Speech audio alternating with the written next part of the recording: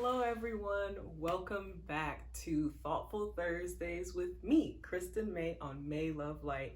I am so excited to talk to you all today. We're going to talk about vision boards. Yeah, vision boards. Vision boards. I've got my vision board here. You got your vision board there. Vision board. So I have my vision board right here, as you can see. And this is the third year that I've done a vision board, and I have to say, since I've been doing them, they have been extremely helpful for me. The very first one I did, it lasted for about 6 months. I felt like within the first half of the year, I had done like 80% of the things on the board. So then I was like, oh man, I need to like kind of dream bigger when I did my board the second time around. And then every time I do my vision board, some of the pictures are similar, and I just kind of update things based on where I am and where I'm projecting myself to be in the future. What's the point of a vision board? The thing is, our minds are very fascinating. The more I learn about it, the more interested, like it's just amazing how our minds work. So on a smaller scale, let's say, this is probably have happened to you. You're driving in a crowded area and you're looking for a parking space. And in the beginning, you're like, there is absolutely no way I can find a parking space. And then all of a sudden, miraculously, there's someone who's pulling out and you just so happen to see them, or, and you're like, yay, I found a parking space.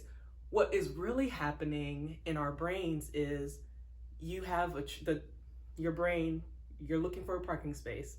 Your brain sees that, okay, looking for a parking space, and then your brain will pick up different cues that will kind of lead you on the path that you're trying to get to. In that moment, it's looking for a parking space. So it'll start picking up on people who are carrying bags, who look like they're looking for their keys, who look like a car that just started up or something. Like your brain will start picking up on cues.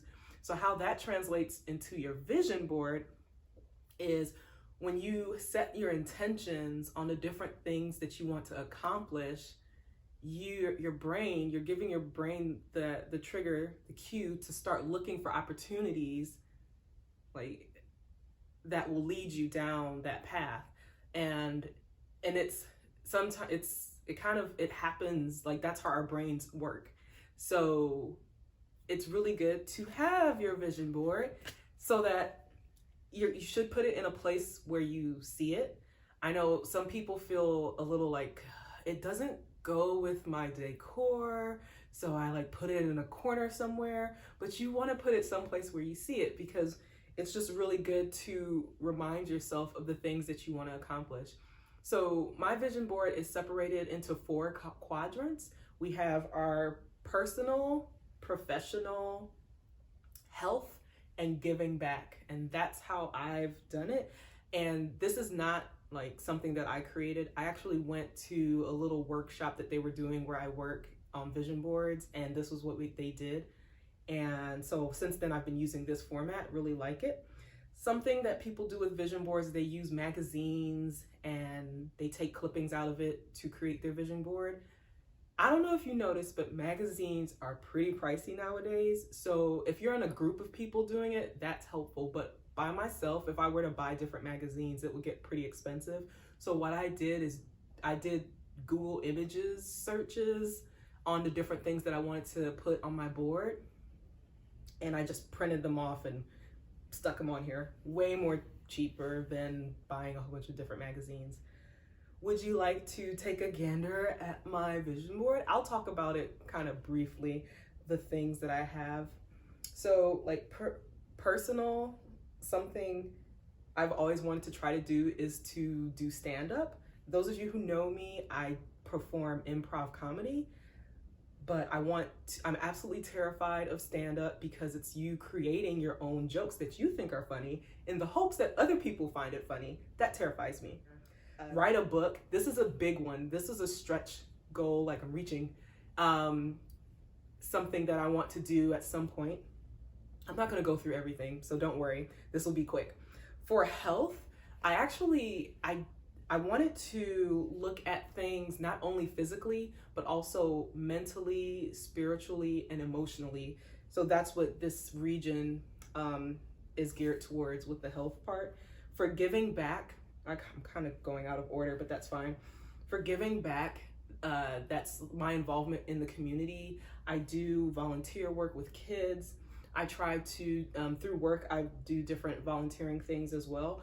I am a mindfulness facilitator or a mindfulness coach, and I also want to give back with the information I'm learning and teaching people that as well. Professionally, I, of course, my YouTube channel, and I put here 13 million subscribers. That one, it was more like I'm just joking with myself, but I just really want the message that we all have to spread across the world, and I'm just really excited about seeing how May Love Light grows from that. YouTube partner, giving presentations, TED Talk, me teaching mindfulness, teaching yoga, leadership, being an entrepreneur. At some point, like I want to teach mindfulness and make an impact and allow that to be my business. So yeah, this is my vision board. Oh, traveling. I forgot to point that one out. Yeah, I did a lot of traveling last year. I put it on my board last year, and it definitely, I met expectations, and I think I pretty much far exceeded it. And so we'll see how it goes for 2020. That is my vision board, and I hope that this inspired you. If you haven't created a vision board before, that you would look into it. Let me know if you have any questions. As you can tell with my board, I am gonna have a busy 2020, and I'm sure you all as well. So something that I really encourage you to do is you might want to look into taking up a mindfulness practice if you don't already, like have a dedicated practice. It can be something as simple as 5 minutes a day, 5 days a week for 5 weeks, and just kind of see how that goes. If you would like to set up your own dedicated mindfulness practice, I have a link to a video where I lead you through a 10-minute meditation. You can do that and then cut it down to 5 minutes or whatever works for you. You can do it first thing in the morning. You can do it when you're in your car, when you get to work and you like sit in your car for a little bit. You can do it then. You can do it after work, before you drive home. You can do it before you go to bed. Whatever works best for your schedule. My dedicated practice is first thing in the morning. I sit for 45 minutes to an hour. There are times where after I do my dedicated sit, I also do a metta sit. And metta is for loving kindness, and I can talk about that more in another video. But yeah, so if you have questions, please reach out. I'm really excited, and thanks for looking at my vision board with me. My vision board, this is my vision board. You see it right here. It looks so awesome, my vision board.